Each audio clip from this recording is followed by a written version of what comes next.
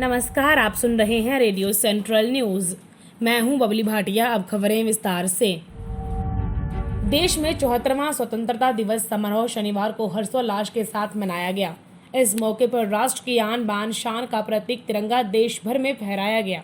राजधानी दिल्ली में प्रधानमंत्री नरेंद्र मोदी ने लाल किले की प्राचीर से लगातार 7वीं बार ध्वजारोपण करने के बाद देशवासियों को संबोधित करते हुए कहा कि देश की संप्रभुता की रक्षा के लिए पूरा देश जोश से भरा है और एलओसी से लेकर एलएसी तक देश की संप्रभुता पर जिस किसी ने आंख उठाई है, देश की सेना ने उसका उसी भाषा में जवाब दिया है। चीन और पाकिस्तान का नाम लिए बिना कहा कि भारत की ओर आंख उठाने वालों को करारा जवाब दिया जाएगा और लद्दाख में दुनिया ने इसकी झलक देखी है। मोदी ने कहा कि देश ने असाधारण समय में असंभव को संभव किया है। इसी इच्छा शक्ति के साथ प्रत्येक भारतीय को आगे बढ़ रहा है। साल 2022 हमारी आज़ादी के 75 वर्ष का पर्व है और इसे हमें बड़े अवसर के रूप में देखना चाहिए। उन्होंने कहा कि अगले साल हम अपनी आज़ादी के 75वें वर्ष में प्रवेश कर जाएंगे। एक बहुत बड़ा पर्व हमारे सामने है और बड़े संकल्प के लिए यह नई ऊर्जा से भरा नया अवसर भी है। 2 वर्षों के लिए हमें संकल्प लेना होगा। एक तो जब हम 75वें वर्ष में प्रवेश करेंगे और दूसरा जब 75वां वर्ष पूरा होगा तो वह और भी बड़ा अवसर होगा।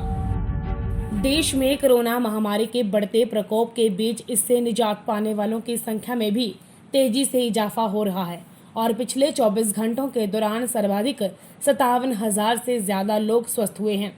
वहीं इस दौरान 65,000 से अधिक लोग संक्रमित भी हुए हैं।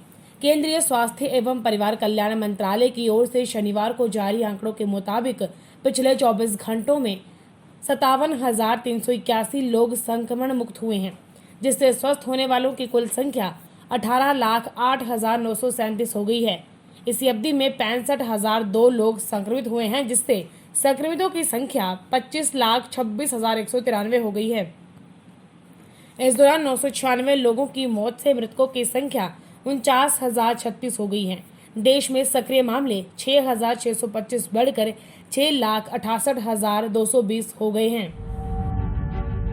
कांग्रेस अध्यक्ष सोनिया गांधी ने देशवासियों को 74वें स्वतंत्रता दिवस की बधाई देते हुए प्रधानमंत्री नरेंद्र मोदी पर हमला किया और कहा कि उनकी सरकार लोकतांत्रिक मूल्यों की अवहेलना कर संवैधानिक परंपराओं के खिलाफ खड़ी नजर आती है।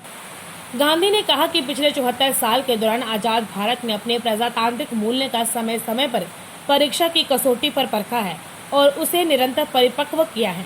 वर्तमान परिस्थितियों में प्रतीत होता है कि सरकार प्रजातांत्रिक व्यवस्था, संविधान मूल्यों तथा स्थापित परंपराओं के विपरीत खड़ी है।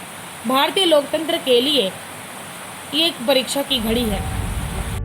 टीम इंडिया के पूर्व कप्तान महेंद्र सिंह धोनी ने एक बार फिर से सभी को चौंकाते हुए अंतर्राष्ट्रीय क्रिकेट से संन्यास का ऐलान कर दिया है। मतलब ये है कि अब धोनी न वनडे की टीम इंडिया की जर्सी में नजर आएंगे और न ही T20 खेलते दिखाई पड़ेंगे, लेकिन माही चेन्नई सुपर किंग्स के लिए इंडियन प्रीमियर लीग में खेलना जारी रखेंगे। धोनी टेस्ट फॉर्मेट से काफी पहले ही संन्यास ले चुके हैं। MS धोनी शुक्रवार को ही चेन्नई के बाकी खिलाड़ियों के साथ अनुकूलन शिविर में हिस्सा लेने के लिए चेन्नई पहुंचे थे। रेडियो सेंट्रल न्यूज की टीम सभी देशवासियों से अपील करती है कि लॉकडाउन से ही कोरोना को रोका जा सकता है। आप घर के अंदर रहकर इस घातक वायरस से बच सकते हैं। जान है तो जहान है। आपका यह कदम आपकी जान के साथ साथ पूरे देश को कोरोना वायरस के तांडव से बचा सकता है। इसलिए घर पर रहें, सुरक्षित रहें। धन्यवाद।